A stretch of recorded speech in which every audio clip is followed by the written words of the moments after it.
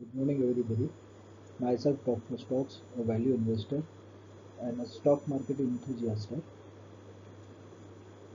आज हम लोग बात करेंगे एफआईआईस का सेलिंग तो हो ही रहा है। There is nothing new that I am talking about FIIs selling, but why actually FIIs are selling, इस चीज़ के बारे में हम लोग कुछ ज़्यादा नहीं जानते। Most of the reasons of sellings I had shared in my past videos.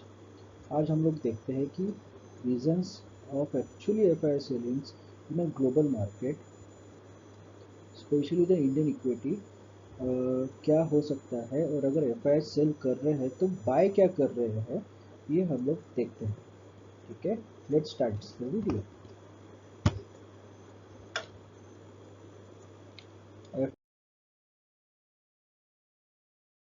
एफआईआईs have already sold off nearly 3 lakhs crore since September 2020।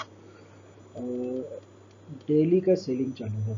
Daily का 1000, 2000, 3000, 4000, 500, ऐसा हार्डली एक 15-20 डेज के अंदर में एक आध बार होगा जहाँ पे 500 टू 1000 का बाइंग किया होगा, वरना एफआईएस का कंटिन्यूशन सेलिंग चालू है। लॉन्ग शॉर्ट पोजीशंस 84 85 के नीचे आया ही नहीं है। This means the Indian market is completely bearish irrespective of any news coming through a government or a RBI और सेबी और एनी कंपनी। अगर हम लोग बोलेंगे कि कोई इलेक्शन के कारण मार्केट गिर रहा है, कोई हमारा प्राइम मिनिस्टर साहब कहीं जाने वाले हैं उसके लिए मार्केट गिर रहा है, या एक्स वाई जेड कारण से गिर रहा है, कंपनी परफॉर्म नहीं कर रही है, कंपनी परफॉर्म कर रही है। Even after the Trump elections हम लोग बोलेंगे कि डोनाल्ड ट्रम्प के टैरिफ जो हमने लास्ट वीडियो में डिस्कस किया था, that was one of the reason for stock market falling. But this sort of continuation sell of Indian market has haven't seen since 1996। ये उस साल में म्यूचुअल फंड का अमेंडमेंट हुआ था इन 1996 अराउंड, तब इतना स्टॉक मार्केट में कंटिन्यूशन सेल ऑफ हुआ था। But that time was different and this time is completely different। Let's see what actually the reason। We had already discussed in the past about the Trump tariff and Indian economy, GDP, financial condition of Indian rupee and rest। Now let's see the actual reason which is coming out of blue for everybody to understand, and it will be shocking revolution that FIs are selling so much of Indian equity uh, to get a gold rush। Okay, there are two type of investors in Indian or any global market। One is डम and other is a smart money investor. डम money investor कौन सा होता है? जो डम money investors होते हैं, हम लोग रिटेलर्स को डम मनी इन्वेस्टर्स बोलते हैं। स्मार्ट मनी इन्वेस्टर्स कौन से होते हैं? Institutionals, F I S, D I S, banks, government, ये स्मार्ट मनी इन्वेस्टर्स होते हैं। Dumb money fuelled unsustainable growth and inflated valuations during boom years, जो अभी खाली हमने अभी देखा था, हाल ही में देखा था। और स्मार्ट मनी इन्वेस्टर्स क्या होता है, या स्मार्ट मनी क्या होता है? जो करंट मार्केट करेक्शंस में फंडामेंटल्स, रैशनल वैल्यूएशंस को अचीव करता है और एक्टिव मूवमेंट्स चालू करता है। ओके,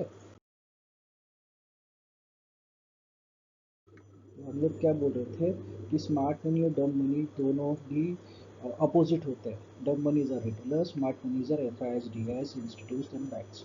ओके, तो हमने इनके मूवमेंट्स में क्या देखा है कि Nasdaq is at 52 weeks high, जहाँ पे 30% या 25% above annual rate of returns मिला है। उसके अगेंस्ट में निफ्टी 50 इंडियन इंडेक्स में 8 मंथ्स लो, या हम लोग बोलेंगे 52 वीक्स लो के हिसाब से रेंज बनाया है। Most of the portfolios or properly we can say at a stock level 40, 50, 30, 20% of return, minus negative return from all time high is nowadays a regular show in every and each portfolio। ऐसा कोई होगा नहीं जिसके portfolio में कोई stock लाल बचा नहीं होगा। ओके, तो हम लोग ने नैस्डैक में 30% का रिटर्न देखा है एनुअल लेवल पे, और निफ्टी 50 पे नियर अबाउट 52 वीक्स लो का रिटर्न देख रहे हैं। This is all because of A gold rush. ये गोल्ड रश क्या होता है? जहाँ पे हर कोई सोना खरीदना चाहता है। ओके, तो what the actually FIIs are doing by selling Indian equity is by buying gold. Okay, तो ये गोल्ड बाय, ये बाइंग जो है इट्स नॉट दैट इजी। जो हम लोग रिटेलर या डम मनी इन्वेस्टर्स या डम मनी रिटेलर्स बाय करते हैं कि दुकान चले गए और बाय कर लिया और हो गया, हमने फिजिकल गोल्ड खरीद लिया, पेपर गोल्ड खरीद लिया। This is not that much easy. We need to understand all this, what actually gold rush means at a institutional level in a global market. Okay,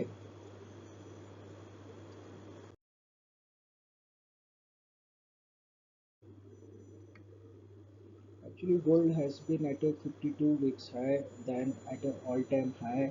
Daily it's now making a new all time high. जब मैंने video record किया था तब gold was at 2925.44 dollars for a gold futures in April. Okay, ये 52 weeks high के बाद में 5 years high बनाया है। ये ऑल टाइम हाई है। And investors and institutional level market enthusiasts are now saying that gold may cross $3,000। ये जो आप नंबर देख रहे हैं ये डॉलर्स में है, ये रुपीज़ में नहीं है। Okay, and this is gold futures, commodity futures of April expiry 25। Okay, what actually do happen now कि ये इतना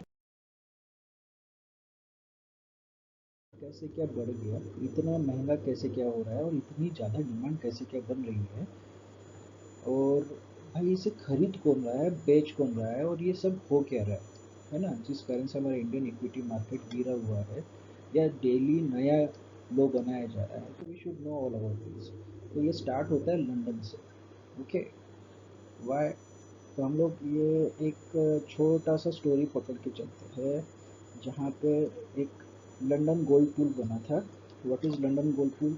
London gold pool was a pool of gold reserve by a group of 8 central banks in United States and 7 European countries that also included England. Okay, in November 1961, in 1961 में cooperative pattern of gold reserve बनाया गया था to follow the Bretton Wood system for a fixed rate convertible currencies and depending a volatile gold market.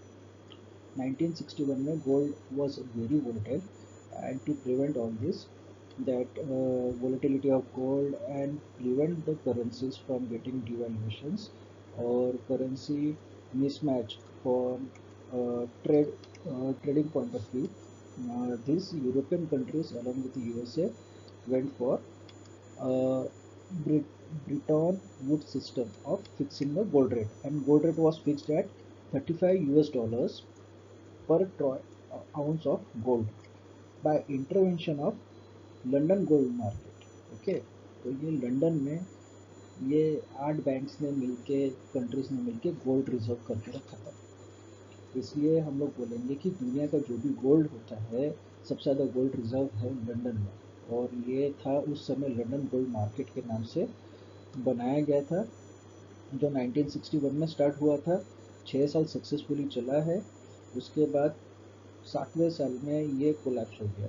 In March 1968 it get collapsed. Okay, तो ये history थोड़ा ध्यान में रखिएगा। Will come back to it later. हम लोग जैसे ही video ख़त्म करेंगे ये हिस्ट्री प्रेजेंट से कनेक्ट हो जाएगी। विल थिंक अबाउट दिस कि भैया ये लंदन से स्टार्ट होते से दुनिया घूम के वापस लंदन कैसे आता है। Will go for that. Okay, तो ध्यान में रखिएगा लंदन गोल्ड पूल लंदन से स्टार्ट होता है। ठीक है,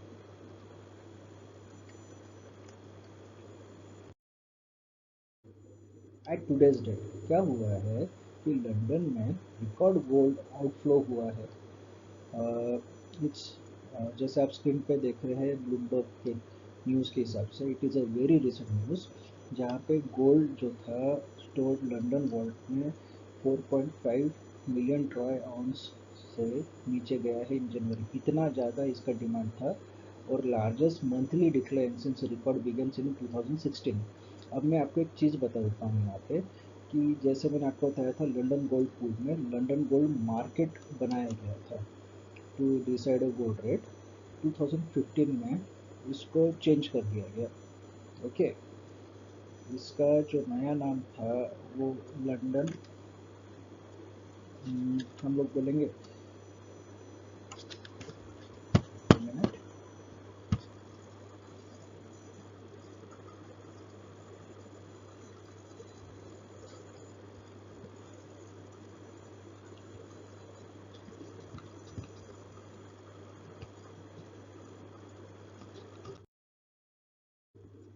जो नया मार्केट हमने जब डिसाइड किया था ना, ये जो लंदन गोल्ड मार्केट जो था उसको नया जो 2015 में लंदन गोल्ड मार्केट की जगह पे London Boolean market association LBM के नाम से उसे चेंज किया गया।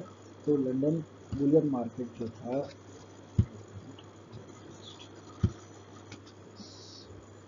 This is London Boolean market LBM है।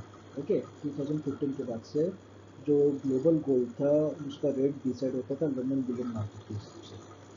तो हमने जैसे न्यूज़ पढ़ी है कि 2016 के बाद से सबसे ज़्यादा गोल्ड निकाला गया है लंदन के बैंक ऑफ इंग्लैंड से।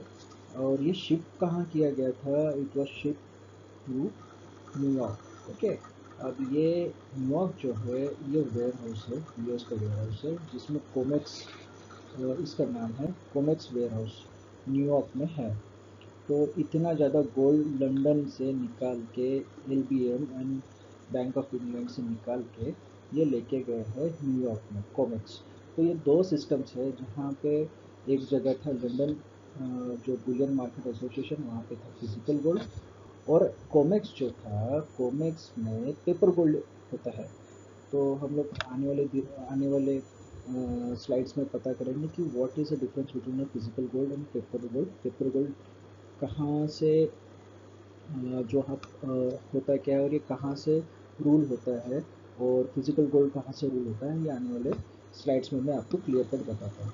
एट प्रेजेंट हम लोग ये सोच के चलेंगे कि फिजिकल गोल्ड का जो सोर्स है ये लंदन है, और जो कोमेक्स है it's a source of paper gold. What are paper gold हम लोग आने वाले स्लाइड्स में पता करेंगे। ओके, तो ये सब जो प्रोसीजर है इट टेक्स नियरली क्या बोलेंगे इसको, एक एग्रेसिव टर्न लिया है जनवरी 2025 में, after Donald Trump came to an US presidency. Okay, तो ये सब चीज़ें ध्यान में रखिएगा।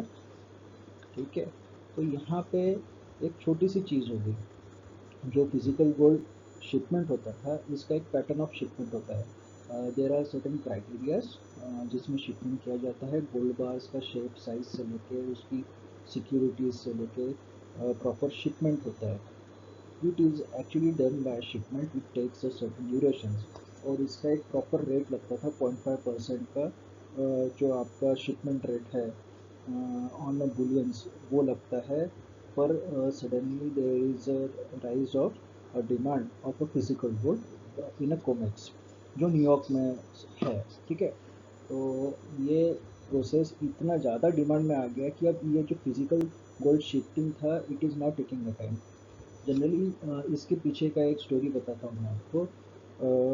ये जो लंदन गोल्ड एसोसिएशन था, बुलियन एसोसिएशन, LBM है, London Boolean market association, it is govern by two brokers. आपकी भाषा में मैं ब्रोकर्स बोलूँगा, जनरली ये ब्रोकर्स नहीं है। दुनिया के सबसे बड़े और सबसे महंगे और सबसे पैसे वाले बैंक्स है, JP मॉर्गन्स और HSBC। जनरली हम लोग बोलेंगे कि फिज़िकल गोल्ड इतना आसानी से नहीं मिलता, कोई किसी को फिज़िकल गोल्ड देना चाहता नहीं है। तो इसके कुछ आउटलाइंस इस हिसाब से ड्रॉ किए गए थे LBMA के पहले लंदन गोल्ड मार्केट, फिर उसका LBMA USA and European countries द्वारा, कि लंदन में जो फिज़िकल गोल्ड जमा किया गया था ये इतना आसानी से कोई भी ऐरा गैरा आके ले जा नहीं सकता। इवन नॉट ये इतना क्या बोलेंगे हम लोग, डिफ़िकल्ट किया गया कि बहुत से कंट्रीज़ भी इसमें से गोल्ड उठा नहीं सकते। ये सब गोल्ड एक जगह जमा था बिलियंस एंड ट्रिलियंस में, आउंस में। ट्रॉय आउंस इसका जो मेजरिंग था, इट्स इन ट्रॉय आउंस, यानी हम लोग बोलेंगे एक आउंस के हिसाब से बिलियंस ऑफ आउंस था वहाँ रखा हुआ। तो मान के चलते हैं 276 ट्रिलियन आउंस गोल्ड वहाँ पे प्रेजेंट था जनवरी में, या दिसंबर एंड से जनवरी के बीच में।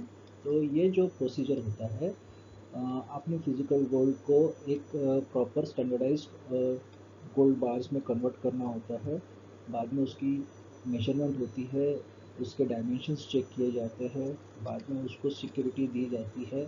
सिक्योरिटी के बाद में उसका सिक्योरिटी के चार्जेस लगाए जाते हैं, बाद में प्रॉपर शिपमेंट होता है, उसमें टैक्सेशंस कुछ लगाए जाते हैं। और ये थोड़ा सा जटिल या डिफ़िकल्ट प्रोसेस बनाया जाता है ताकि आप फिज़िकल गोल्ड इतने आसानी से एक कंट्री से दूसरे कंट्री में चेंज ना कर सके और गोल्ड एक जगह कॉन्सेंट्रेटेड रहे। ओके, बट ये जो चीज़ है, इसका जो 0.5% का जो रेट लगता था, अब ये बढ़ के हेवी रश डिमांड के कारण से 13 to 14% का चेंजेस हो गया है, बिकॉज डिमांड ज़्यादा है। और जो एक्चुअल में जो आपके पास 276 ट्रिलियन गोल्ड जो था, वो कम होके 36 गोल्ड 36 ही रह गया है। 36, आई थिंक 37 ट्रिलियन ही रह गया है, और डिमांड चल रही थी 350 ट्रिलियंस की। तो गोल्ड रश के कारण जो ये सब चीज़ के पीछे का जो ब्रोकरेज था 0.5% से हट के 13-14% बढ़ के हो गया है। तो इस बीच में क्या हो गया, there is a liquidity crunch which is a challenge for fundamental premise of a gold London spot of gold market, whereas a contracts traditional guaranteed prompt delivery, but there is a delay of 4 to 8 weeks, यानी 1 से 2 महीने का delay हो गया। अब ये जो चीज़ थी, it is actually loop hole, जहाँ पे जो हम लोग बोलेंगे ब्रोकर्स जो होते हैं या रिटेलर्स होते हैं, उन्होंने इस चीज़ को एक्सप्लॉइट किया। व्हाट दे डिड एक्चुअली, उन्होंने गोल्ड फ्यूचर्स डाले लंदन मार्केट में, या लंदन में गोल्ड फ्यूचर्स डाले, और उन्होंने ये फ्यूचर्स कोमेक्स में सेल आउट किए। कोमेक्स यानी न्यूयॉर्क में सेल आउट किए। अब इस चीज़ को क्या बोला जाता है, इस चीज़ को आर्बिट्रेज बोला जाता है। ओके, आर्बिट्रेज आपने कौन सुना होगा, एफ में यूज़ होता है। तो ये आर्बिट्रेज था जहाँ पे एक आपने कमोडिटी खरीदी है, या सस्ते में कोई कमोडिटी खरीदी है और महंगे में कहीं और बेची है। It's an arbitrage method of trading. Gold futures या कमोडिटी फ्यूचर्स में इस प्रकार से किया जाता है। Mostly it is done in an oil business, जहाँ पे आप क्रूड ऑयल के बारे में सुनते थे, पर अब ये गोल्ड में ज़्यादा करने लगे।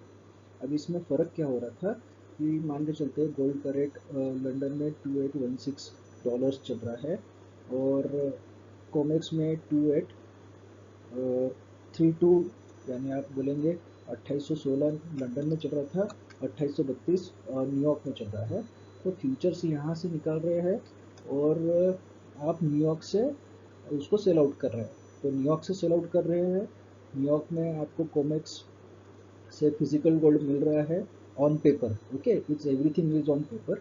किसी भी डीलर या बायर को ये चीज़ फिजिकल मिल नहीं रही थी, इट्स ऑन पेपर। ओके, तो न्यूयॉर्क में ये हेजिंग कर रहे थे इस चीज़ का। कैसे कर रहे थे, इन्होंने गोल्ड के फ्यूचर्स बेचे।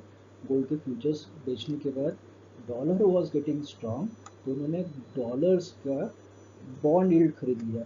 ओके, यूएस डॉलर में बॉन्ड यील्ड खरीदा, और उसके अगेंस्ट में हेजिंग करके, ठीक है, समझ के चलिए, लंदन में आपने फ्यूचर खरीदा, न्यूयॉर्क में बेचा, पैसे कमाए, पैसे उसी बैंक में रखे, और उसी बैंक में पैसे रख के बॉन्ड यील्ड खरीदे, बॉन्ड यील्ड खरीद के उसको हेजिंग की।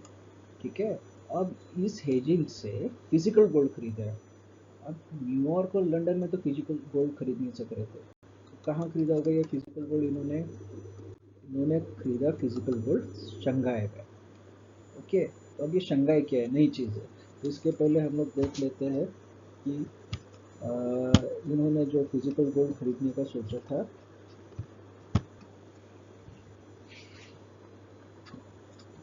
अब ये जो फिजिकल गोल्ड है इन्होंने शंघाई में खरीदा है। ओके, ये शंघाई क्या है? शंघाई हम लोग अगर बोलेंगे, Shanghai is a newer market in China. ठीक है, इन्होंने शंघाई में खरीदना। Shanghai is a new market in China.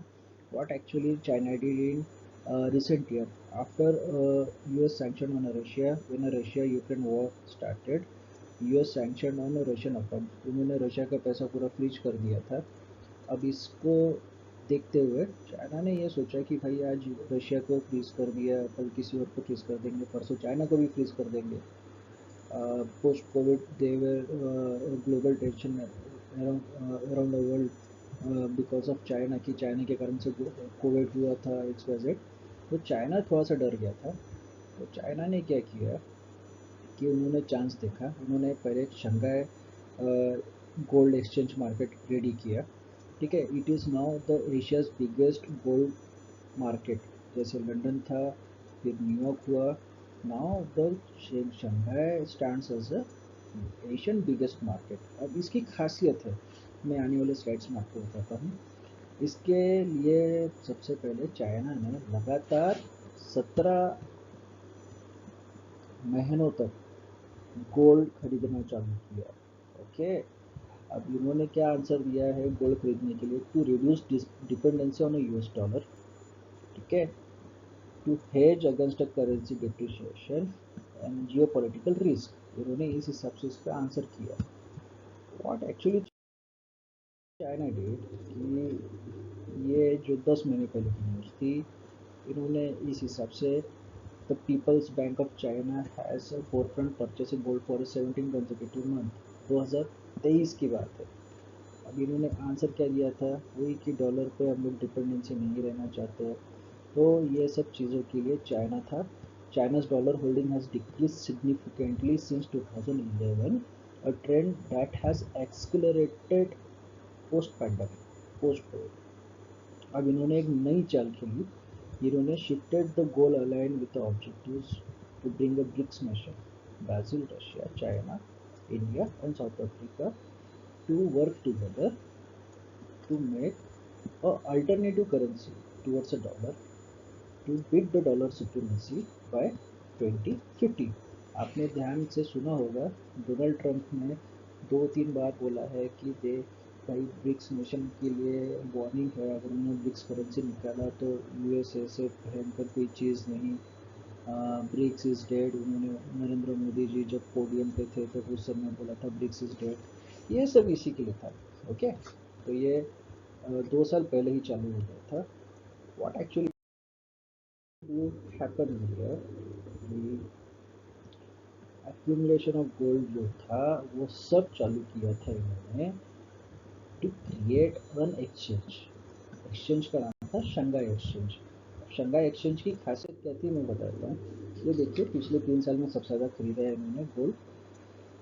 आप देख सकते हैं इतना ज़्यादा गोल्ड खरीदा है कि जिसकी कोई हद नहीं है। अब ये शंघाई एक्सचेंज क्या करता था? जो आपने पेपर गोल्ड देखा था कोमेक्स पे, ईटीएफ हो रहा है, गोल्ड बॉन्ड्स हो रहे थे, तो ये जो था ये हेजिंग कर रहे थे। जैसे मैं बताया, डॉलर्स का हेजिंग करके शंघाई में डिलीवरी मिलती है फिजिकल गुड की। अब जो चीज़ बड़े बड़े बैंक्स नहीं ले पा रहे थे, अब उस चीज़ का फिजिकल डिलीवरी स्टार्ट हो गया शंघाई में। तो शंघाई में फिजिकल डिलीवरी कैसी होती थी कि आपका बायर जो था वो करेंसी से जो करेंसी लगाता था, और उसने अगर बाइंग बराबर की है तो उसको with in a same day या T+1 डे पे आपका फिजिकल गोल्ड का डिलीवरी हो रहा था। और जो सेलर था उसको उसके अकाउंट में पैसे मिल रहे थे, जो भी उसका कमीशन कट हो रहा था। Okay, now what actually do happen कि अब दुनिया में थर्ड सेंटर बना है आफ्टर लंदन, न्यूयॉर्क, शंघाई बना था SGE, जहाँ पे फिजिकल ट्रेडिंग पॉसिबल हो गई थी। अब यहाँ पे बड़े बड़े बैंक्स के अलावा छोटे छोटे रिटेलर्स, छोटे नहीं, यानी किसी को 30-40 करोड़ का सोना लेना है तो वहाँ से ले रहा है। तो हम लोग बोलेंगे एक प्रकार से brokers. Okay, hedge fund managers या institutional buyers, DIs and FIs, ये सबको फिजिकल गोल्ड मिलने का एक रास्ता मिल गया। तो लंदन से फ्यूचर खरीदा जाता था, न्यूयॉर्क में बेचा जाता था, न्यूयॉर्क में डॉलर्स के रूप में उसे हेज किया जाता था। हेजिंग यानी हम लोग बोलेंगे बॉन्ड्स खरीदा जाता था, बॉन्ड्स को हेज करते थे, बॉन्ड को हेज करके उस जो फिजिकल गोल्ड था वो निकाला जाता था। फिजिकल गोल्ड को आप संघाई में आके बेचते थे, संघाई से जो पैसा मिलता था वापस उससे डॉलर या यूएस बॉन्ड खरीदा जाता था। ये साइकिल इस हिसाब से था कि गोल्ड भी बेचा जा रहा था, डॉलर भी खरीदा जा रहा था, और ये सब हो रहा था न्यूयॉर्क से। Because of this the dollar is getting stronger and stronger day by day. और अब मार्केट में फिजिकल गोल्ड मिलने लग गया तो डिमांड ऑलरेडी बहुत ज़्यादा थी, जिस कारण से गोल्ड के प्राइस आसमान छूने लगे। ओके, अब ये चीज़ दिख रही है उतनी सिंपल नहीं है। Now this is creating a discrepancy between physical gold and paper gold. तो व्हाट एक्चुअली हम लोग यहाँ पे देख रहे हैं कि फिजिकल गोल्ड का डिमांड सबसे ज़्यादा वेस्ट में चल रहा है, ओके, न्यूयॉर्क में चल रहा है। फिर रेस्ट ऑफ वर्ल्ड क्या कर रहा है? तो रेस्ट ऑफ वर्ल्ड चला रहा है paper gold. What is actually paper gold? ये हम लोग को सबको पता है कि गोल्ड ईटीएफ्स होते हैं, गोल्ड बॉन्ड्स होते हैं, एसजीबीज होती है। तो these are called as a paper gold. तो पेपर गोल्ड होता क्या है? पेपर गोल्ड एक्चुअली ओरिजिनली कोई गोल्ड नहीं होता। ये स्टोर्ड जो गोल्ड है उसके अगेंस्ट में कुछ रेशो के हिसाब से बनाया गया हुआ, proportionate to the physical gold, एक प्रकार का गोल्ड ऑन पेपर बनाया गया है, जिसे हम लोग ट्रेडिंग कर सके, जो मोस्ट 90% ऑफ ट्रेडर्स यूटिलाइज करते हैं। इवन आप और मैं भी गोल्ड ईटीएफ्स बाय करते हैं। तो गोल्ड ईटीएफ्स मैंने जैसे बताया था कि gold ETFs all time high पे चल रहा है अभी अराउंड द ग्लोब। पर इतना तो गोल्ड अवेलेबल ही नहीं है, ठीक है। 276 बिलियन का गोल्ड था स्टोर में, ऑन पेपर था, 36 बिलियन ही बचा है, डिमांड 350 बिलियन चल रही है। There is a discrepancy in physical gold. पर पेपर गोल्ड की तो डिमांड बढ़े जा रही है, बढ़े जा रही है, बढ़े जा रही है। तो ये क्या था कि there is a term which is actually known as rehypothecations. Okay, what is rehypothecations?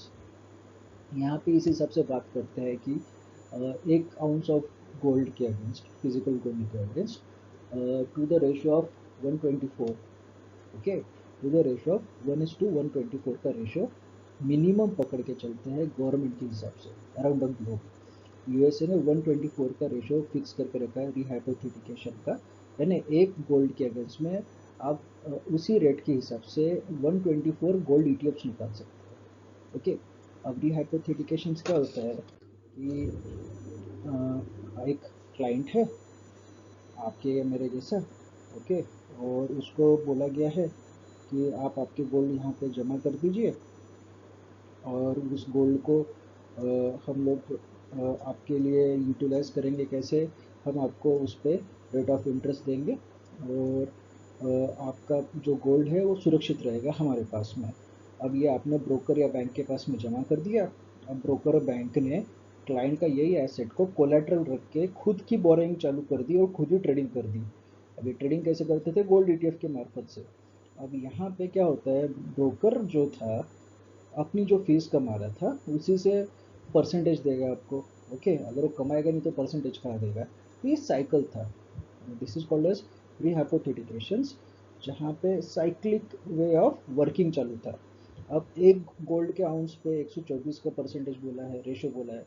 ज़रूरी नहीं कि 124, कहीं कहीं तो 500 का भी रेशो रहा है, 1:500 का रेशो रहा है फॉर अ पेपर गोल्ड।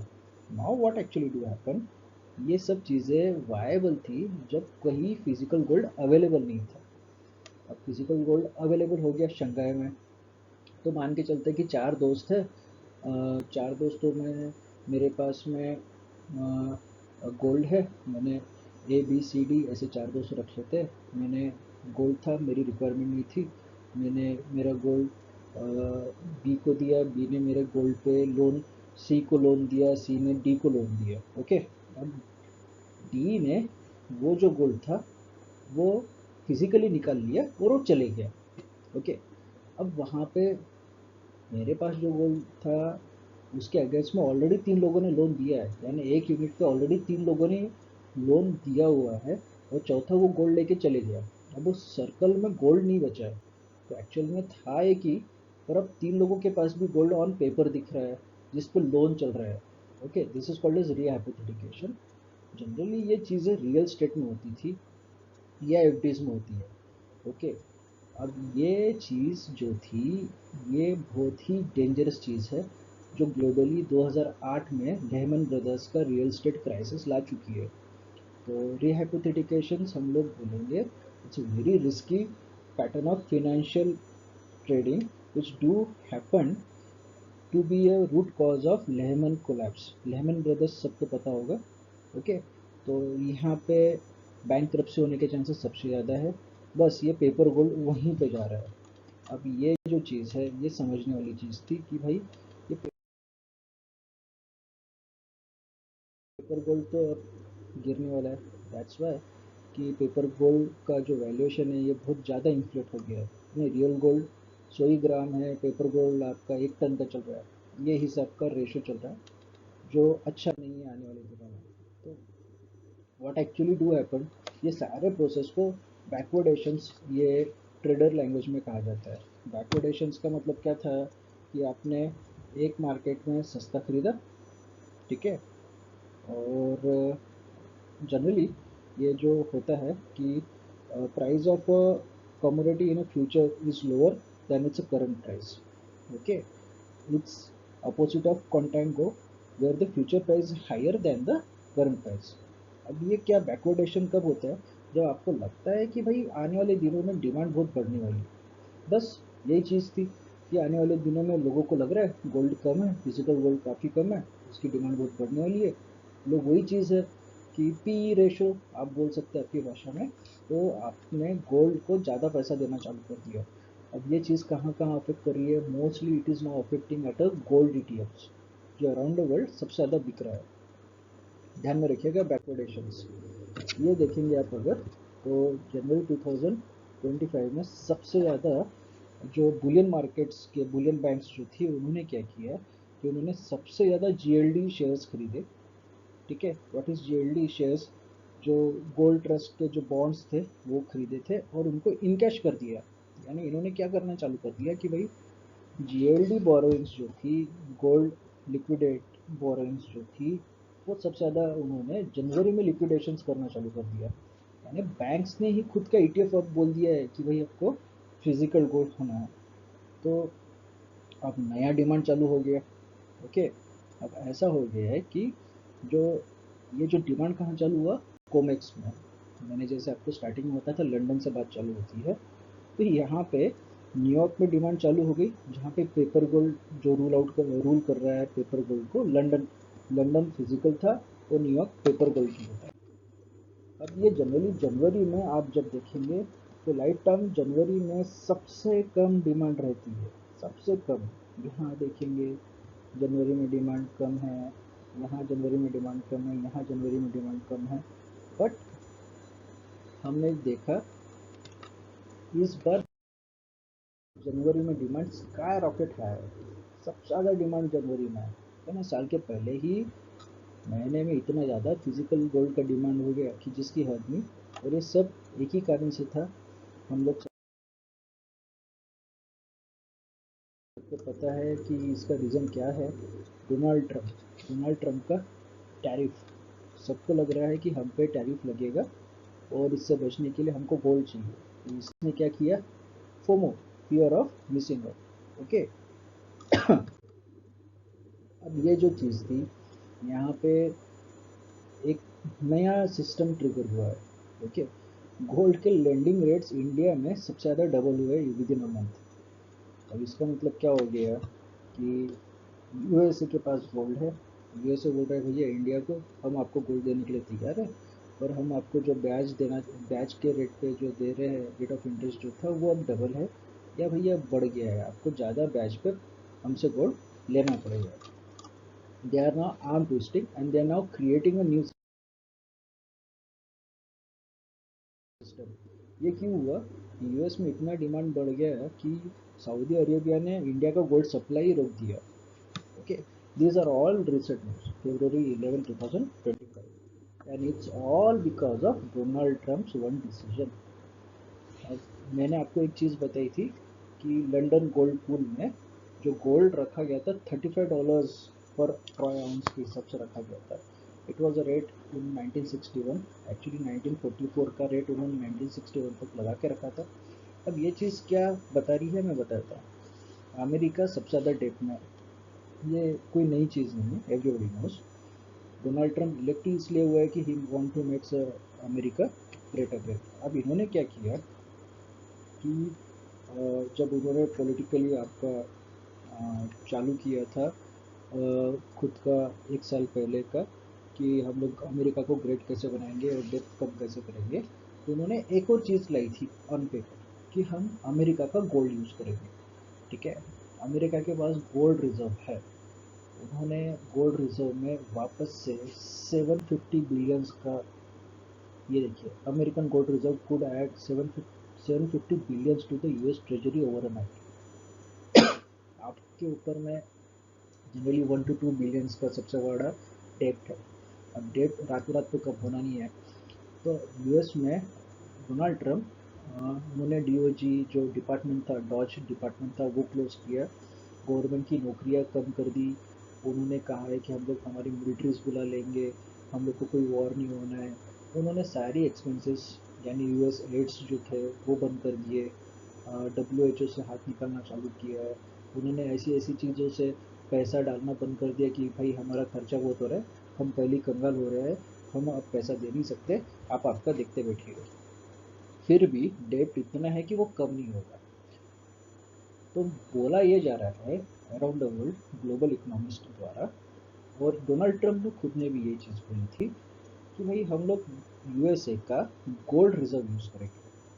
अब ये जो चीज़ है गोल्ड रिजर्व यूज़ करने का, इसका एक बेसिक बताता हूँ कि जो अमेरिका में जितना भी गोल्ड रिजर्व है उसका वैल्यूएशंस, जैसे हमारे इंडिया में होता है ना कि हमारा गोल्ड फॉरेक्स ने इतना किया, गोल्ड उतना किया, इतने रुपीज़ इतने डॉलर्स का हो गया।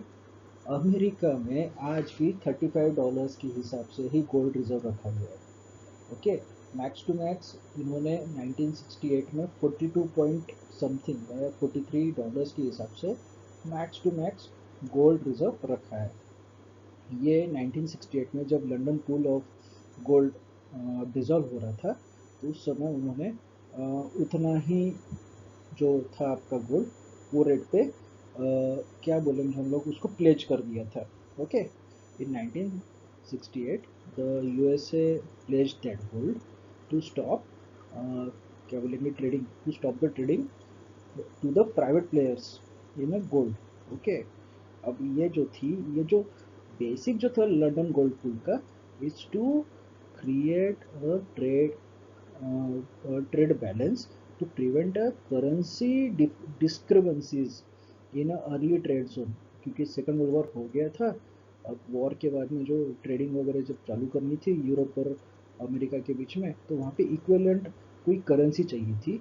तो जो गोल्ड स्टैंडर्ड बनाया गया था, तो यूएस डॉलर अगेंस्ट जो गोल्ड स्टैंडर्ड बनाया गया था, $35 का वन गोल्ड बोला गया था, वन गोल्ड आउंस बोला गया था। ओके, अब ये 1968 में तो कोलैप्स कर गया। ठीक है, अब कोलैप्स, ये एग्रीमेंट से कोलैप्स हो गया। जो भी जो कुछ कारण था, किसी को लगा है महंगा है, किसी को लगा है सस्ता है। तो उस समय में 1967 में ब्रिटिश करेंसी ने डिवैल्यूएशन करना चालू कर दिया था। अब ये चीज़ क्या थी, अगर आपने आपकी करेंसी डिवैल्यूएट कर दी, तो आपकी करेंसी को मेजरमेंट कैसे किया जाएगा कि आपके पास बचा हुआ गोल्ड कितना है। ओके, और गोल्ड का रिजर्व का इक्विवेलेंट था आपका डॉलर। तो लोगों ने अपनी करेंसी डिवैल्यूएट करना चालू कर दिया था इन 1967 1968 के बाद में। तो this was a collapse of London gold pool. ये एक्चुअली कब हुआ था, जब ओवर मैनिपुलेशन ऑफ गोल्ड होना चालू हो गया था, विच इज क्या बोलेंगे हम लोग कि ये जो हिस्ट्री है ना, that history is not repeating itself, है ना। 1968 का हिस्ट्री 2025 में रिपीट हो रहा है इतने सालों बाद, जहाँ पे फिजिकल गोल्ड काफ़ी कम है, डिमांड सबसे ज़्यादा है। और सबसे ज़्यादा जो भोकाल मचाया है ये गोल्ड ETF या पेपर गोल्ड ने मचाया है। अगर मान लेते हैं यहाँ पे रेशियो ऑफ 1:500 या 1:124 का है physical gold is to paper gold, और रातों रात अगर डोनाल्ड ट्रंप ने अपना जो गोल्ड रिजर्व है उसका $35 के आउंस के हिसाब से रेट को आज के गोल्ड रेट के हिसाब से लगा दिया जो $3000 पर आउंस का है, तो रातों रात अमेरिका के पास में 750 बिलियंस का एक बहुत बड़ा ट्रेजरी खड़ा हो जाएगा। What will it will impact, it will definitely going to tank a market around the world. इससे क्या हो जाएगा, अब मान के चलिए कि डॉलर कितना महंगा हो जाएगा। ओके, अब डॉलर ऑलरेडी मार्केट में शॉर्ट है, उसी के अगेंस्ट में ब्रिक नेशंस ने 2050 तक ब्रिक करेंसी लाने का सोचा है। ओके, बहुत से जो कंट्रीज है वो खुद ट्रेडिंग डॉलर को स्किप करके कर रहे हैं। चाइना ने चालू कर दिया, रशिया ने चालू कर दिया, इंडिया रशिया का ट्रेड है वो लोकल करेंसी में हो रहा है। मान लेते हैं कि रुपीज़ जो है आप अगर कोलैप्स कर गया, रुपी कोलैप्स करने का मतलब है कि आपका कंट्री का स्टॉक मार्केट के साथ में फिनेंस या पूरा कंट्री ही कोलैप्स कर देना, या उसकी रुपी की वैल्यूएशन गिर जाना। तो इससे बचने का रास्ता था डीवैल्यूएशन। ओके, अब ये जो चीज़ है इसी कारण से हम लोग देखेंगे हमारे जो फाइनेंस मिनिस्टर थी उसने एक साल पहले ही बोल दिया था रूपी will find its own valuations. Okay, पर एक चीज़ हम लोग को बाद में समझ में आती है कि भाई इनको बोलना क्या था, हम उस चीज़ का कुछ अलग ही मतलब लेके चलते हैं। अब यहाँ पे हम लोग ये देख के चलते हैं कि एफ ने इंडिया को इतना ज़्यादा जो सेल किया है इसका एक बेसिक कारण था, they want to buy a gold. Indian market has work very efficiently from last 2 to 3 years, जहाँ पे उनका रिटर्न सबसे ज़्यादा था। एवरीबडी वॉज नोइंग कि इंडियन मार्केट में पैसा म्यूचुअल फंड मार्फत या रिटेलर्स मार्फत बहुत ज़्यादा आने लग गया था। So F I S thought this is a best time to encash their investment. In last 10 to 15 years तो सेल हो ही रहा था, they are now started aggressively selling. आदमी वही चीज़ बेचेगा जिसमें सबसे ज़्यादा प्रॉफिट होता है, इस कारण से इंडियन मार्केट को सेल किया गया। इंडियन मार्केट को सेल करके around the world gold rush start हुआ है। बट एक अच्छी चीज़ बोलता हूँ, जो इंडियन मार्केट जो इंडियन मार्केट है एक्चुअली ये सबसे बेटर प्लेस्ड है around the globe towards US dollar or any global risk at present. According to 2024 reports, there are three countries which had bought gold around the world, जिसमें Poland सबसे ज़्यादा था, उसके बाद इंडिया था। तो Indian gold reserve is very well placed even if devaluation of currency take place, and when it gets settled along with gold reserve, यानी हम लोग उसको लंदन जो गोल्ड पूल था उसके अगेंस्ट में हम लोग जो देखते हैं जब वो कोलैप्स हुआ तब गोल्ड रिजर्व के अगेंस्ट में आपका करेंसी का वैल्यूएशन सेट किया गया था to stop the over manipulation of gold in 1968। Same if it happens in 2026 2028 and the currency devaluation took place जो इंडिया कर रही थी अगेंस्ट डॉलर, एंड चाइना भी जो कुछ कर रहा था against dollar, Japan was also doing the same. India is having best position to re-evaluate its currency. So the BRICS nation are only the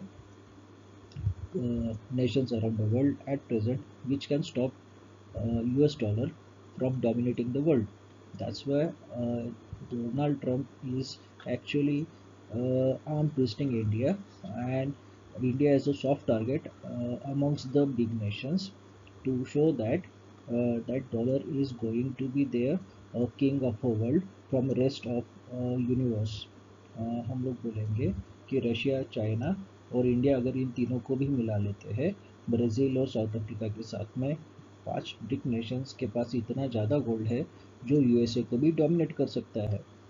so as an investor, as an retailer, I should not be worried about in India market and India. I should be very patient with my strategies and keep in mind जो trigger हुआ है ये middle of cyclone है, cyclone pass on हो जाएगा, but we need to be patience with our buying and selling strategies. We should not be very aggressively buying each and everything, जो हम लोग बोल रहे हैं buy on dip buy on dip. Actual dip आना बचा है, so we should not get carried away with the think that कि आज बाय करेंगे, कल बाय करेंगे, फिर परसों बेचेंगे, buy on dip sell on high. This should not happen. As a trader mindset, if they want to trade 2 to 3% of trading, max to max 5% of trading, और अगर आपको ज़्यादा ही रिस्क लेना है तो 10% is much more for a trading point of view. From a point of view of investor, I should be sitting on my cash, I should be investing on each dip with having a liquidity in cash in my hand. As a mutual fund investor, I should not stop my mutual funds because these are the global triggering sentiments. It may reverse after one or two decisions by Donald Trump or global market. At present, the sell-off will continue for next few more days, क्योंकि एक चीज़ ध्यान में रखिएगा, F जो बेच रहे हैं, बेचने वालों का एक लिमिट होता है, बायर्स का कभी कोई लिमिट नहीं होता. They already have sold so much. Their ratio has come down from 20 to 23% to now 16% around, and they will stop selling after certain durations because gold is now going in a very crunch phase, जहाँ पे physical gold का demand काफ़ी बढ़ गया है. And countries around the world are saying all this, they will act in coming days, and it all this stupidity related to tariffs will come to end, but this all process will take nearly 2 to 3 quarters, या हम लोग बोलेंगे 6 महीने तो कम से कम लगना है. तो आप एकदम से किसी भी चीज़ को बाय और सेल करने के पीछे न जाते हुए अच्छी तरीके से पढ़ाई करके स्ट्रैटेजीज बना के ही बाइंग और सेलिंग का मार्केट में कदम रखेंगे. और मोस्टली पोस्ट कोविड जो एंट्री हुई है मार्केट में रिटेलर्स की, उनके लिए ये एक प्रकार का लर्निंग फेज रहना चाहिए. Okay, happy investing, thank you.